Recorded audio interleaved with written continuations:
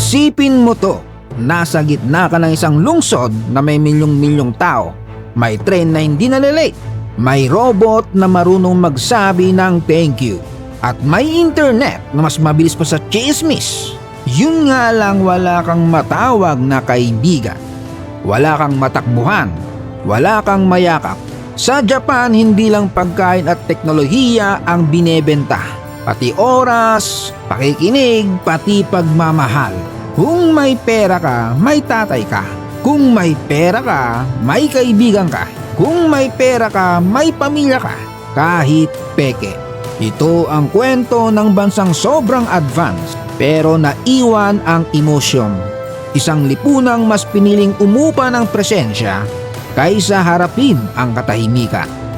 Ito ang Daiku, kung saan ang relasyon ay may presyo at ang lungkot may resibo.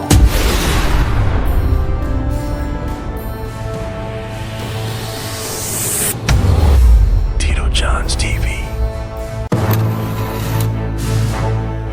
Hindi alam ng marami, nasa Japan, minsan kalahati ng bisita sa kasal, peke.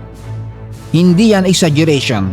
Hindi sila kamag-anak, hindi tropa, hindi ka close. Bayad lang sila para magmukhang may kaibigan ka. Parang extra sa pelikula, pero may damdamin for rent. Yung tatay na yakap ang anak sa park, baka isipin mong napaka-sweet. Hindi yan tatay bossing, kontraktor yan. Nasa 3,000 pesos kada oras ang yakap. May bonus pa pag may luha. Yung kaibigan na mukhang todo kinig sa problema mo sa bar, habang ikaw todo drama na may kasamang sipon at luha, siya naman sa utak niya, okay, 30 minutes na lang, tapos uwian na. Ganito na ang Japan ngayon. Isang bansang ginawang negosyo ang pakikisama, kung saan mas gusto ng tao magbayad ng lambing. At dahil sa butas na yan, may sumulpot na industriyang mapapaisip ka kung joke ba o totoo. Pero sa libo-libo, ito ang nagsisilbing salbabida. Ang rental social relationship industry na kilala bilang Daiku. Ang Daiku ay produkto ng mahabang panahon ng stress, lungkot at tahimik na pagkatalo ng emosyon sa Japan. At para maintindihan kung bakit umabot sa ganito, kailangan bumalik sa 1991. Panahon na pumutok ang economic bubble ng Japan. At kasabay nun, unti-unting pumuputok din ang mga relasyon ng tao. Ang pinakaunang family rental service sa Japan ay galing sa Japan Efficiency Corporation. Ang mas nakakatawa, hindi naman ito nagsimula sa kalokohan. Noong 1987, itinayo yan ni Satsuki Oiwa para turuan ang mga corporate employee ng tamang asal kung paano ngumiti, paano magsalita, paano magkunwaring disente sa opisina. Pero habang tumatagal, may napansin si ate girl. Yung mga kliyente niyang ang yayaman na, ang gaganda ng trabaho, pero wasak naman ang personal life. May pera nga sila, pero di marunong makipag-usap sa asawa. May posisyon, pero di marunong makipagkwentuhan sa anak. May magandang kotse, pero walang kausap sa bahay. Doon na kinabahan si Oiwa. Sabi niya parang may mali na. Kaya naisip niya kung di na marunong makipagrelasyon ang mga tao, iupa na lang natin. Diyan pinanganak ang tinatawag niyang soft service. Serbisyong may kunwaring malasakit, kunwaring pakikinig, kunwaring may puso. Sa umpisa, simple lang. Tagakinig ng problema, kasama sa formal events, taong sasabing naiintindihan kita kahit hindi. Pero syempre, dahil kapitalismo to, lumala ang demand. Dito na pumasok ang konsepto ng mensu. Sa madaling salita, hiya sa publiko. Kung ayaw mong mapahiya, ayaw mong mapag-usapan, ayaw mong masilip ang butas ng buhay mo. At dahil obsessed ang Japan sa imahe, dito na sumabog ang industriya. Hindi na lang basta kausap, lahat na pwedeng i-rent. Kailangan mo ng fake friends para sa Instagram, meron. Peking magulang, at complete package na perfect family meron. Ang Daiko industry parang salamin ng sobrang taas na social standards ng Japan. Kung sa atin bahala na, sa kanila ayusin mo yan bago ka husgahan. Para maintindihan kung bakit patok na patok ito, kailangan mong silipin ang utak ng lipunang Hapon. Dito hindi ikaw ang nagde-define ng sarili mo, kundi ang iba. Kailangan loyal kang empleyado, mabuting anak, may maayos na pamilya. Kapag pumalya ka, hindi lang ikaw ang nakakahiya, pati buong angkan mo nadamay. Kaya naman handa silang gumastos para sa pagpapanggap. Hindi para manloko, kundi para i-manage ang chismis. Isipin mo to, isang single mom na takot mabuli ang anak kasi wala raw tatay. Sa Japan, malaking issue yan. So ang gagawin niya, uupa yan ng tatay. Kukuha siya ng aktor mula sa family roman. Tapos sa school events, may tatay na present, nakangiti at mukhang responsable. Hindi dahil naniniwala siyang totoo yun, kundi dahil mas tahimik ang buhay kapag mukhang normal ka. Alam ng lahat, peke, pero okay lang. Basta walang tanong, walang awa-tingin, at bawas chismis sa kapitbahay. Sa huli, hindi ito pandilin lang. Ito ay survival. Isang malaking sinehan ng buhay kung saan mas mahalaga ang maayos na eksena kaysa sa tunay na emosyon. At habang umiikot ang gulong ng lipunan, patuloy silang nagbabayad para hindi lang mapansin ang lungkot.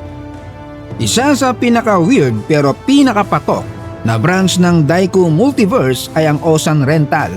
Yung salitang Osan sa Japan, ibig sabihin niyan, tito na boring at laos. Nasa paningin ng kabataan, kadiri. Ang founder nito, si Takanbu Nishimoto. Nakuha niya ang ideya hindi sa board meeting kundi sa trend. Narinig niya sa mga high school girls na tinawag na creepy ang isang lalaki. At doon siya napaisip na hindi naman ganon tayong mga tito na sa katunayan pa nga daw ay may life experience, may katahimikan at marunong makinig. Pero parang tinaboy na ng kabataan, parang lumang cellphone na ayaw na i-update. Kaya naman ginawa niya ang Osan Rental sa halagang 1,000 yen o nasa 380 pesos lang kada oras. Ang binibili mo dito, oras, pakikinig at walang judgment, walang sermon. Pero wag ka. Kahit mura, sobrang hirap pumasok bilang Osan. Isa lang sa 50 applicants ang natatanggap. May interview, may screening, kailangan hindi ka lang mabait. Kailangan marunong ka makipag-usap na hindi nakakabwisit at hindi puro kabaduyan. At sino ang umuupa? 80% mga babae. Mga nangangailangan ng career advice, love problems o gusto lang ng kakwentutan. May mga estudyante rin na nagre-rent para mag-practice ng job interview. May foreigners na gustong maintindihan ang Japan mula sa point of view ng isang tito. Dito mo makikita na ang dating tingin na pabigat sa lipunan, ngayon may halaga na. Kung ang Osan Rental ay pang isang tao, ang family roman naman pang buong buhay. At minsan medyo nakakakilabot na. Pinamumunuan to ni Yuichi Ishii. Ang pangalan ng kumpanya galing sa konsepto na kapag bata ka at disappointed ka sa buhay mo, ay nagpapantasya ka ng mas magandang pamilya. Ang Ishii ay mahigit 1,200 actors. Ginagampanan na niya lahat, gaya ng nawawalang ama, loyal na asawa, groom sa kasal na hindi totoo, at mas magastos to. Hindi ito simpleng sasamahan lang kita. Dahil emosyon ang puhunan. Umaabot sa tens of thousands of yen per session. Pinakamabigat na kaso, isang single mother ang umupa kay Ishii para maging tatay ng 12 years old niyang anak. Yung bata walang kalam-alam, para sa kanya, totoong tatay yon. At masaya siya, buong buo ang pakiramdam. Pero sa Ishii, 2 beses ang bigat. Masaya siyang napasaya ang bata, pero alam niyang ang saya na yon nakapatong sa kasinungalingan. May identity crisis kasi buong buhay mo, ikaw ang inuhulma base sa gusto ng iba.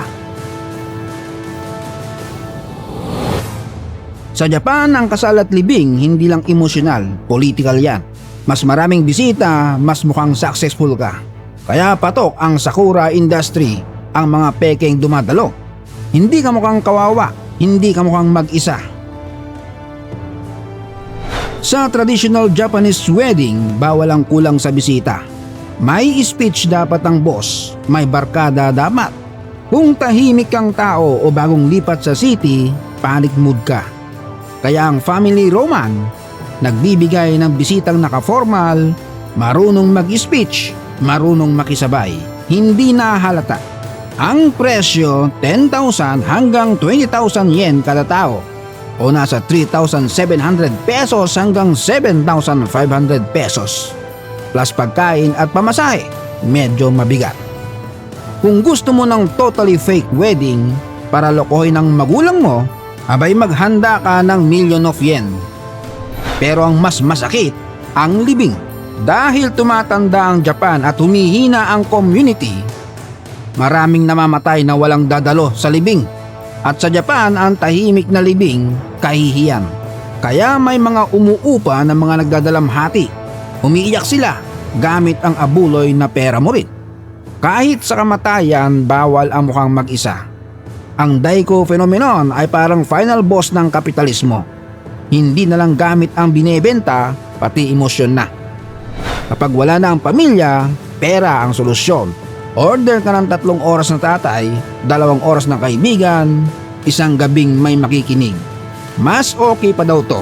Walang rejection, walang utang na loob, walang drama. Pero kapalit nun, walang kaluluwa. Para sa mga aktor, trabaho nila ang magmahal, tapos biglang mawawala. At doon nagsisimula ang pagkawasak.